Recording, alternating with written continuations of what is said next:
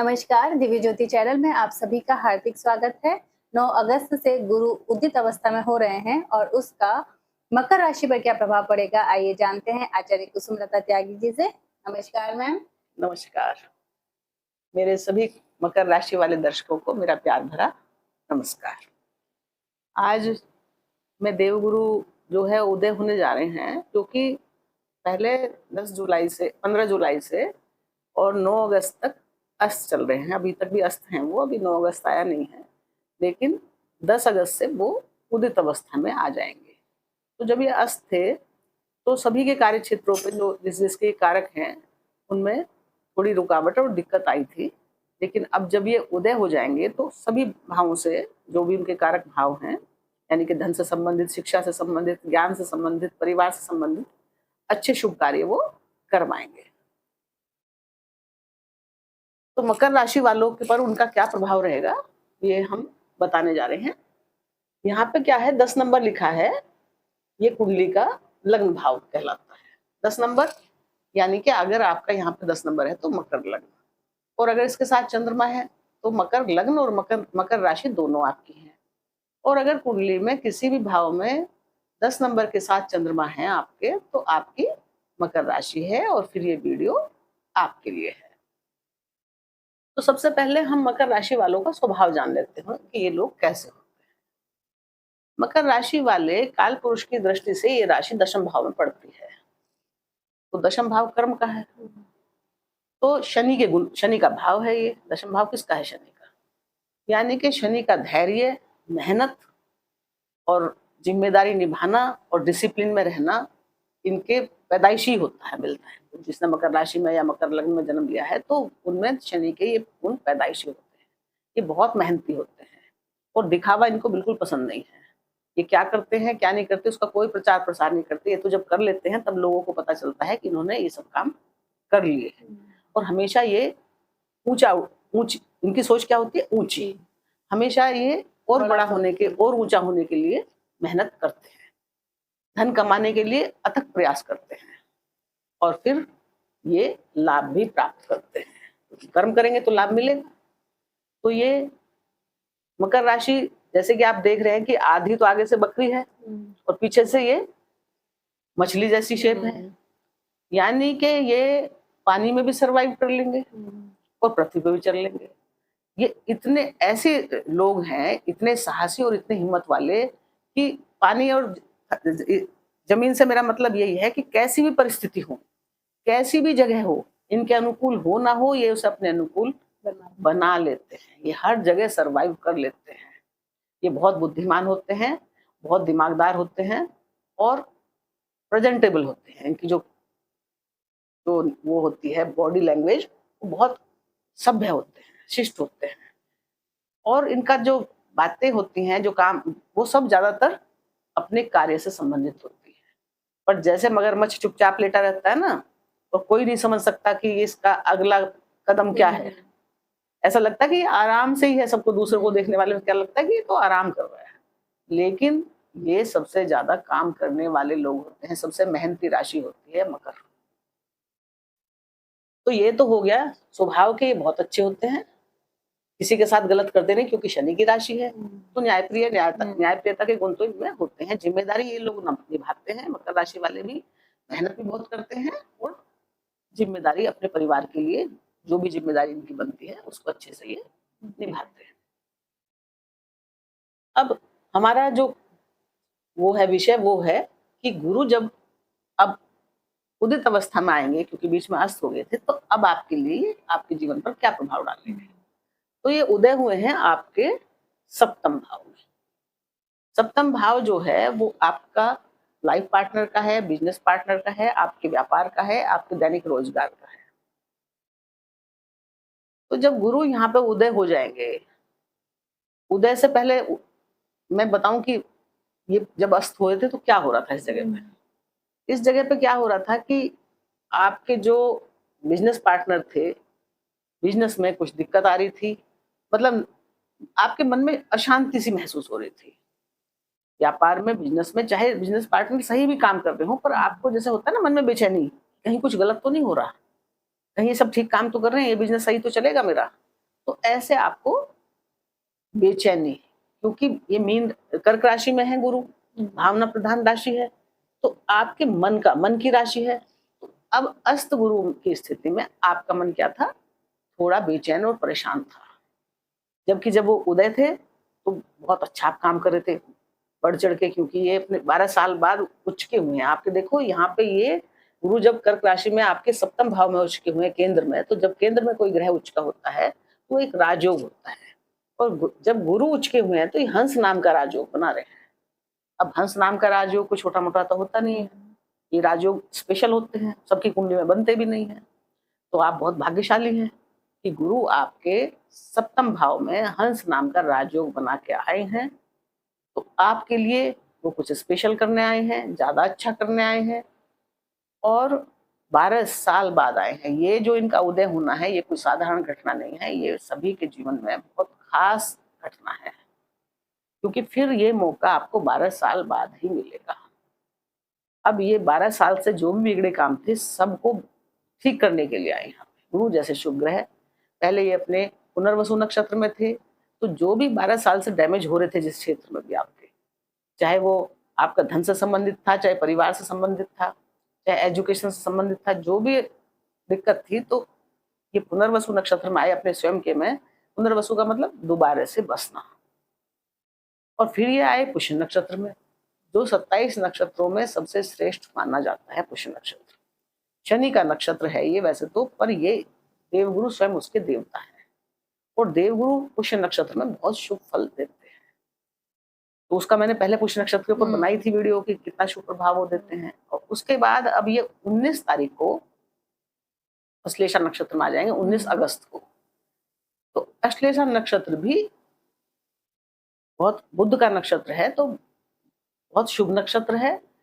और यानी कि और भी आप व्यवहारिक और धन से संबंधित कार्य और भी समझदारी से और भी सूझबूझ से आपको बहुत प्रैक्टिकल और भी ये बनाएंगे। मतलब ज्ञान तो आप में है ही है, लेकिन साथ में बुद्ध की बुद्धि भी होगी।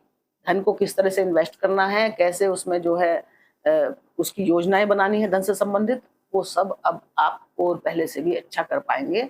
और वैसे भी गुरु क्योंकि जल्दी में है, अतिचारी हैं, और केवल 31 अक्टूबर तक ही हैं, फिर तो ये 12 साल बाद आएंगे। तो ये आप सबके लिए, खासकर मकर राशि वालों, आपके लिए बहुत गोल्डन पीरियड है, जिसमें ये आपके जीवन में बहुत कुछ सारे सुधार करने आए हैं, और आपको अच्छे अच्छे जो आपने अब तक कार्य किए थे, जो आपको उनके फल नहीं मिल पा रहे थे, उनको देने आए हैं। तो सबसे पहले जब ये यहाँ आए हैं तो यहाँ का सुधार करेंगे। ये बिजनेस का है, व्यापार का है। तो अब आपको ऐसे ऐसे व्यापार में लोग मिल जाएंगे जो बहुत इंटेलिजेंट होंगे, ज्ञानमान होंगे, आपसे जुड़ जाएंगे, जिससे आपके बिजनेस व्यापार में फायदा होगा। अचानक से ऐसे नए लोग आपको मिलेंगे जो आपको कुछ लाइफ पार्टनर से या बिजनेस पार्टनर से, क्योंकि मानसिक कष्ट में थे ना आप, मानसिक दबाव में थे, जो भी जिस तरह का भी दबाव आपके जीवन में चल रहा था उस दबाव से आप मुक्त होंगे और आपको मानसिक शांति प्राप्त होगी, क्योंकि ये मानसिक शांति की राशि में है। तो जब अस्त हुए तो सबसे पहले क्या हो, मानसिक शांति खराब हुई हमारे। अब ये उदय होंगे तो आपका मन प्रसन्न रहेगा, आपको कार्य करने में उत्साह रहेगा, आपको नई नई योजना बनाने का अवसर भी मिलेगा और आप में हिम्मत भी रहेगी। तो यहाँ पर ये लाइफ पार्टनर से भी आपको सुख देंगे और बिजनेस पार्टनर से भी आपको फायदे कराएंगे, व्यापार आपका बढ़ाएगा, नई नई योजनाएं करवा देंगे, नए नए लोगों को जुड़ा देंगे। तो अब इनके पास क्या है कि इनके पास डिपार्टमेंट कौन कौन से लिए इन्होंने, एक तो है विदेश का भाव इनके पास, और एक है पराक्रम का भाव। तो सबसे पहले तो ये क्या करेंगे कि विदेश का और पराक्रम का भाव यहाँ लेकर बैठे हैं। पराक्रम में इनकी अपनी खुद की राशि है, जो 12वीं राशि है, मीन राशि है, जिन पर इनकी 9वीं दृष्टि है, और वो राशि पड़ रही है पराक्रम के भाव में। तो अब आपका पराक्रम, साहस बढ़ा चढ़ा रहेगा। जो कुछ आपके मन में उदासीनता आ गई थी, आप थोड़े सुस्त हो गए थे और आपको लग रहा था कि मैं कुछ डिसीजन नहीं ले पा रहा हूँ, लेकिन अब वो सब जो आपके मन में जो भी परेशानी या दिक्कत चल रही थी वो दूर होंगी। आपका पराक्रम बढ़ा चढ़ा होगा, छोटे बहन भाइयों से आपको लाभ होगा, छोटे बहन भाइयों का आपको सहयोग मिलेगा, प्यार मिलेगा, सहयोग मिलेगा। और जो भी आपकी वाणी जो है, क्योंकि ये क्या है, तीसरा भाव बुद्धि का है, यानी कि आपकी बुद्धि बढ़ी चढ़ी होगी, ये वाणी की दक्षता का भी भाव है, बोलने चालने से। तो अगर आपका कोई कार्य रोजगार बोलने से संबंधित था और उसमें बीच में क्योंकि मानसिक दबाव रहा आपके ऊपर, तो आपको ऐसा लगता था कि मैं ठीक से नहीं बोल पा रहा हूँ, मैं अपनी बात को ठीक से नहीं रख पा रहा हूँ, अब वो सब कमियां दूर होंगी और आपको खुद महसूस होगा कि आपकी वाणी बड़ी प्रभावशाली हो गई है, बड़ी दक्ष हो गए हो आप बोलने में। पता नहीं कहाँ-कहाँ से आपके दिमाग में ऐसी-ऐसी बातें आएँगी ज्ञान वाली कि आप इतना बढ़िया बोलेंगे कि कमाल कर देंगे। और अगर आपका कार्य रोजगार बोलने से ही जुड़ा हुआ है, यानी कि आप वकील हैं, लॉयर हैं, टीचर हैं, स्पोक पर्सन हैं या ऑनलाइन आप कोई बोलने से टीचिंग, संबंधित हाँ, हाँ, टीचर। हाँ, बोलने का काम कर रहे हैं, ज्योतिषी हैं, तो भई आपको बहुत सफलता ये देने वाले हैं, उसमें आपका मन लगेगा, आप पूरे दिल से ये काम बड़ी मेहनत से अच्छे से करेंगे। आपका ज्ञान इन क्षेत्रों में इस समय बढ़ा-चढ़ा रहेगा, तो वहाँ आपको सफलता देंगे ये। वैसे भी यहाँ पर चलो इसका मैं बाद में बताऊँगी, अभी तो मैं सिर्फ यही बता रही हूँ कौन-कौन से डिपार्टमेंट लिए। अब यहाँ पे जो है 12वें भाव के स्वामी बन के भी गुरु उच्च के हुए। अब 12वां भाव किसका है? 12वां भाव है विदेश का, यात्राओं का, खर्च का, अध्यात्म का, एकांत का, जेल का, अस्पताल का और टेंशन डिप्रेशन का भी यही है। क्योंकि तो जब ये अस्त थे, यहाँ के मालिक थे, अस्त थे, तो अस्त होने पे क्या हो रहा था कि आपकी मानसिक शांति, ये मानसिक शांति यहाँ भी है, एकांत है ना, आपको एकांत में आप रह रहे थे, सोच रहे थे, चिंतन कर रहे थे, ध्यान कर रहे थे, लेकिन आपको फिर भी शांति नहीं मिल रही थी। आपके जो यात्राएं थी, जो आप कर रहे थे, तो ऐसा लग रहा था कि यात्रा करने से भी वो सुकून नहीं मिल रहा। जिस सिलसिले में यात्रा की गई, पैसे भी खर्च करे, पर उनसे वो उन यात्राओं में आपको सफलता नहीं मिली। हाँ, यात्रा तो आपने की, लेकिन जिस पर्पज से आप कर रहे थे, वो पूरी सफलता आपको नहीं मिल पाई। कहीं न कहीं मन में कुछ न कुछ कमी रह गई। लेकिन अब क्या होगा कि जो भी धर्म से संबंधित यात्राएँ 9 नंबर की राशि है, एजुकेशन से संबंधित यात्राएँ क्योंकि ये एजुकेशन के कारक हैं, जो भी आपकी पेंडिंग थी, अब वो वहाँ पे बिल्कुल निर्विरोध हो जाएगी। मतलब कोई विघ्न आपके इस कार्य में नहीं आएगा, जहाँ पहले आपको शायद विरोधों का सामना करना पड़ा हो, कुछ ना कुछ विघ्न आ गया हो, विघ्नों का सामना करना पड़ा हो। अब आपका मन आध्यात्म में लगेगा और आपको एक अलग तरह की शांति महसूस होगी और आपको अपने ऊपर अलग आत्मविश्वास आपका बढ़ेगा, जो आत्मविश्वास डगमगा गया था। क्योंकि जब गुरु अस्त होते हैं, गुरु क्या है, ज्ञान है, अब वही अस्त हो गए, तो हमें अपना ज्ञान ना अस्त ऐसा लगता है कि हमारा ज्ञान हमारे अंदर है ही नहीं। आत्मविश्वास। हाँ, और हमें जो लगता है कि ठीक कर रहा हूँ कि नहीं कर, मतलब अपने ऊपर संदेह होने लगता है कि मैं ये काम ठीक कर रहा हूँ कि गलत तो नहीं हो रहा है कैसे। लेकिन अब आपका आत्मविश्वास बढ़ेगा, आपकी यात्राएं सफल होंगी, आपका जो खर्चे हैं, खर्चे का भाव है ना, वो खर्चे आप सही जगह पे इन्वेस्ट करेंगे, सही जगह पे खर्च होंगे, या तो वो संतान के ऊपर खर्च होंगे या मतलब आपकी एजुकेशन के ऊपर खर्च होंगे या आपकी धार्मिक यात्राओं पर जिनसे भी आपको मन को सुख मिलेगा उस पे खर्च होंगे। यानी कि जरूरी खर्चे होंगे, वो अच्छे वाले खर्चे होंगे जिनसे आपके मन को, आत्मा को शांति मिलेगी। अब गुरु की जो है होती हैं 3 दृष्टियां। अब 7वीं दृष्टि तो सभी की होती है, इनके पास एक 5वीं दृष्टि होती है और एक 9वीं दृष्टि होती है। 5वीं दृष्टि क्या दिखाती है? गुरु की 5वीं दृष्टि जहां पे पड़ती है, वहां से आपको वो बुद्धि की दृष्टि है, यानी कि वहां से आपको बुद्धिमान बनाती है वो दृष्टि उस राशि से। और जहां पे इनकी 9वीं दृष्टि है, वो भाग्य की दृष्टि है, वहां से आपको वो भाग्यशाली बनाती है वो राशि। और जहां इनकी 7म दृष्टि है, वो बैलेंस की दृष्टि होती है, जहां वो गुरु आपको अपने ज्ञान से, अपनी बुद्धि से बैलेंस करना सिखाते हैं, कैसे बैलेंस करके चलना है। तो इनकी जो 5वीं दृष्टि जाएगी, वो जाएगी 2, 3, 4, 5 इच्छा पूर्ति के भाव में, और वहां राशि है वृश्चिक, मंगल देव की राशि है, और मंगल देव गुरु के परम मित्र हैं और मंगल देव आपकी राशि में उच्च के होते हैं। तो गुरु की जब अमृत दृष्टि यहाँ पड़ेगी उदय होने के बाद में, तो जो भी आपका मान सम्मान रुका हुआ था, सामाजिक स्टेटस आपका बढ़ेगा, समाज में आपकी प्रतिष्ठा बढ़ेगी, मान सम्मान बढ़ेगा, बड़े भाई बहनों के दिल में भी आपके लिए सम्मान बढ़ेगा, मित्रों से आपको सम्मान प्राप्त होगा, प्रतिष्ठा बढ़ेगी, मतलब आपके अच्छे कार्यों की सब लोग प्रशंसा करेंगे। तो लाभ कितने तरह के हो सकते हैं? लाभ बहुत तरह के हो सकते हैं। संतान से संबंधित कोई लाभ हो सकता है, दाम्पत्य जीवन से संबंधित कोई लाभ हो सकता है, और आपने जो कार्य क्षेत्र में मेहनत करी थी, जिसको आप डिजर्व कर रहे थे, आपका जो भी रुका हुआ लाभ था, वो सब आपको अब गुरुदेव दिलवाने आए हैं। यानी कि ये लाभ का तो है ही है, साथ में आपकी इच्छाएं आकांक्षाएं जो अब तक आपकी बनी हुई थी लेकिन पूरी नहीं हो रही थी, अब ये 31 अक्टूबर तक आपकी सारी इच्छा आकांक्षाएं मकर राशि वालों आपकी पूरी करने वाले हैं।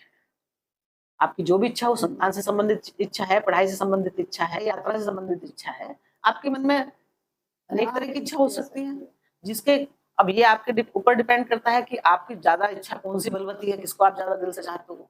क्या होता है कि इच्छा इंसान हर एक की होती है, लेकिन अगर आप किसी भी इच्छा के बारे में कि मैं ये चाहता हूँ, ज्यादा बार बार सोचते हो कि मैं ये कर लूँ वो कर लूँ, तो जब एक ऐसा टाइम आता है जैसे गुरु उदय हुए हैं, तो आपकी वो इच्छा पूरी हो जाती है, क्योंकि आप यूनिवर्स से हर समय उस इच्छा के बारे में बात कर रहे हैं। तो अब आपकी जो भी इच्छा है, आप भगवान से, क्योंकि आप अध्यात्म से तो जुड़े ही रहेंगे, क्योंकि अध्यात्म की राशि के मालिक बन गए हैं, बैठे हैं, उच्च के हुए हैं।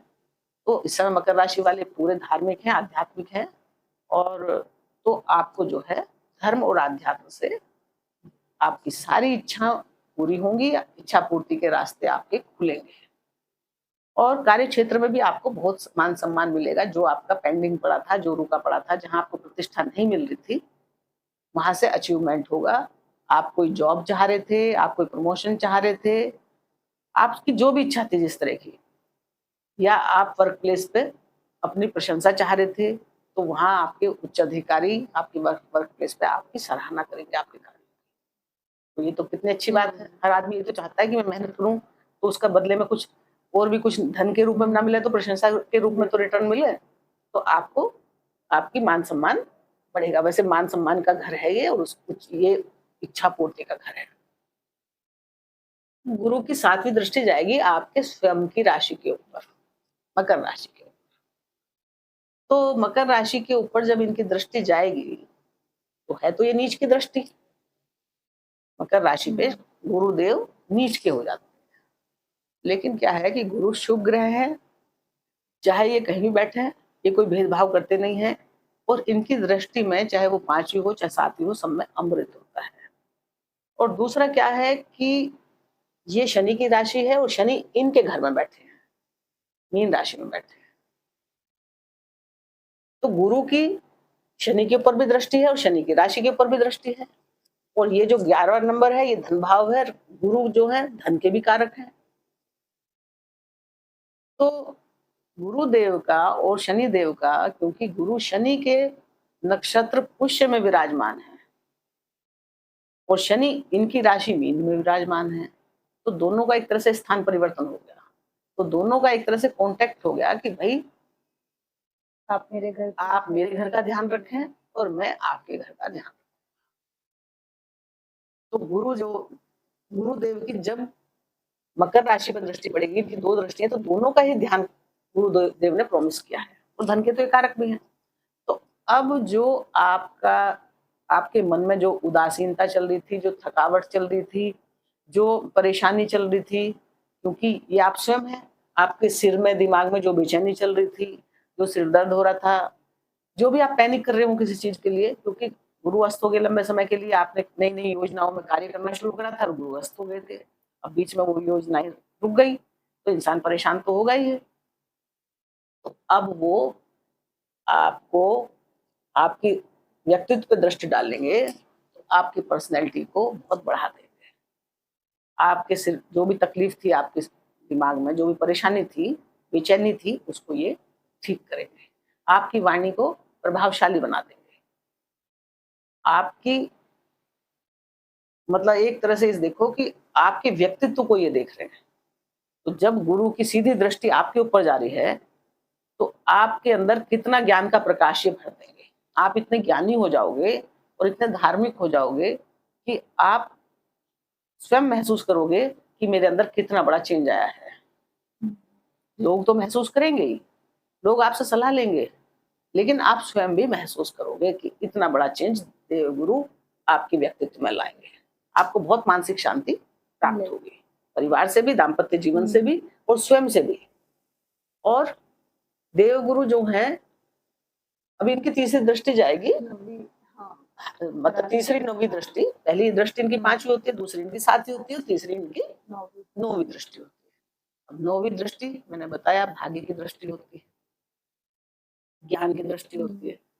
तो यहाँ जब जाएगी, यहाँ पे इनका अपना ही स्वयं का घर है, स्वयं की राशि है ये मीन राशि, जहाँ पर शनि देव पहले से ही विराजमान है। काफी लंबे समय से शनि देव गुरु के ही घर में है। अब जब गुरु उदित होंगे तो अब इनका दृष्टि में अमृत, और ये यहाँ से संबंधित जो भी डिले चल रहा था, क्योंकि शनिदेव यहाँ बैठे हैं, वो भी शनिदेव क्या है, वक्री स्थिति में बैठे हैं। तो शनि वैसे ही सब कुछ देने में, फल देने में डिले करते हैं, लेकिन जब वो उल्टे चल रहे हैं तो और डिले हो रहा है। उल्टे जब भी वक्री शनि चलते हैं तो आपके जो फल आपको मिलने होते हैं आपकी मेहनत के, वो डिले हो जाते हैं। रुकते तो नहीं है, पर वो लेट हो जाते हैं मिलने। लेकिन गुरु क्या है, अब जो ये आए हैं, उदय होंगे जो ये 10 तारीख को, तो ये अतिचारी स्थिति में है, मार्गी है और बहुत शुभ पोजीशन में है, पुष्य नक्षत्र में, और तेजी में है। शनि तो डिले कर रहे थे, लेकिन ये बहुत जल्दी अपना फल देना चाह रहे हैं। यानी कि जो शनि ने आपके फल रोक रखे थे, अब गुरु उनको देने के लिए मजबूर कर रहे हैं। शनि आपकी राशि के स्वामी है, देना तो वो चाह रहे बहुत, देंगे भी, लेकिन वो डिले हो रहा था। जो शनि का स्वभाव है वो तो वो करेंगे, पर अब गुरुदेव क्योंकि अतिचारी हैं, वो केवल 31 अक्टूबर तक यहाँ हैं, तो आपके जो भी मैंने बताया, जो जो संबंधित आपको फायदे मिलने थे, धन से संबंधित इन्वेस्टमेंट अच्छा जगह होगा, आपका स्वास्थ्य अच्छा हो जाएगा, आप अपना एक रूटीन बनाएंगे अच्छे से, वॉकिंग का, किसी चीज का अपने ऊपर ध्यान देंगे। अब आप जो पहले नहीं दे रहे थे, आप अपने एक दिनचर्या बनाएंगे कि मुझे कब उठना है, क्या करना है, कैसे करना है, तो अपनी सेहत पर ध्यान देंगे ना। और आपकी यात्राओं का जो काम रुका, मतलब अब ये यहाँ पे बैठ के आपके वो सब कार्य जो पेंडिंग थे, तो बहुत जल्दी आपको उनसे संबंधित लाभ ये देवगुरु यहाँ पर उदय होने की स्थिति में देने के लिए आ गए हैं, और आप उनका भरपूर फायदा उठाएंगे। जहां इनकी, क्योंकि ये संतान के भी कारक हैं, ये सुखों के भी कारक हैं, ये दाम्पत्य जीवन में स्त्रियों की कुंडली में पति सुख के भी कारक हैं। तो अगर इनकी इस समय दृष्टि भी नहीं जा रही है वहां पे, उन भावों पे जिन पर दृष्टि जा रही है, वहां तो आपके बढ़िया बल्ले बल्ले करे रहे हैं, लेकिन अगर जिन जिनके कारक हैं, एजुकेशन के, संतान के, विवाह के, तो जहां दृष्टि भी नहीं जा रही है, वहां से भी आप काम जो रुके हुए थे उसमें तेजी लाएंगे, उनके फलों में भी ये वृद्धि करेगी। जैसे संतान के कारक हैं, तो अगर संतान आप चाह रहे थे और नहीं हो पा रही थी, तो अब आपको संतान से संबंधित कुछ ना कुछ, हाँ, रास्ता मिल जाएगा संतान होने का। या संतान है और आपके साथ अस्त गुरु के समय पे वो दिक्कत कर रही थी, व्यवहार करने में गलत व्यवहार कर रही थी, गलत ढंग से बोल रही थी, आपका सम्मान नहीं कर रही थी, आपको उससे तकलीफ हो रही थी, अब आपकी संतान आपका जैसे गुरु उदय होंगे तो वो आपका आदर करेंगे, आपके कार्यों की सराहना करेंगे, आपको मान सम्मान देंगे, और आपको, आपके त्याग को, आपकी तपस्या को वो समझेंगे, महसूस करेंगे दिल से। और उससे, ऐसा करने से आपकी संतान भी खुश रहेगी और आप भी प्रसन्न होंगे, आपका भी एक मानसिक शांति आपको प्राप्त होगी कि भाई मेरी संतान अच्छा कर रही है। और थोड़े दिन के लिए इनको ऐसा हो गया था, लेकिन फिर देखो ठीक, ये जैसे थे वैसे हो गया इनका स्वभाव।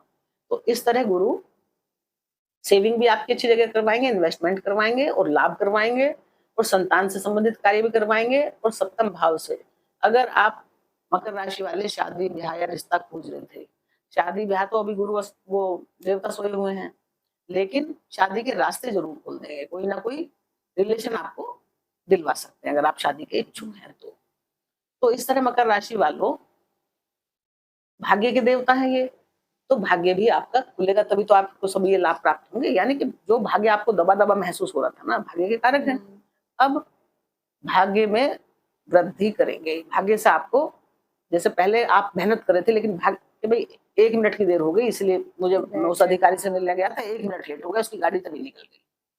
भाग्य ने साथ नहीं दिया कि भाई मेरे भाग्य ने साथ नहीं दिया। लेकिन अब ऐसा होगा, अगर आप 1-2 मिनट लेट भी हो गए तो भी वो अधिकारी जिससे मिलने गए वो ये कहेगा, अरे भाई आ गए, मैं तो आपकी ही वेट कर रहा था, क्योंकि भाग्य साथ देगा।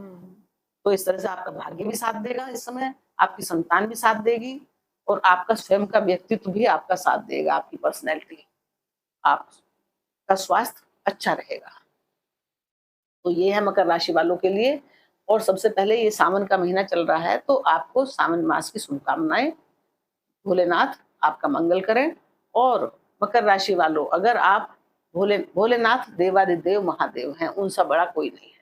कैसे भी बिगड़े काम हो, अगर आप भोलेनाथ की शरण में जाते हो तो आपकी बिगड़ी हुई किस्मत को भी वो ठीक कर देते हैं। तो आप भोलेनाथ की शरण में जाइए। सावन के महीने में तो वो सबको आशीर्वाद देने के लिए बैठे ही हैं, तो आप उनका आशीर्वाद लीजिए।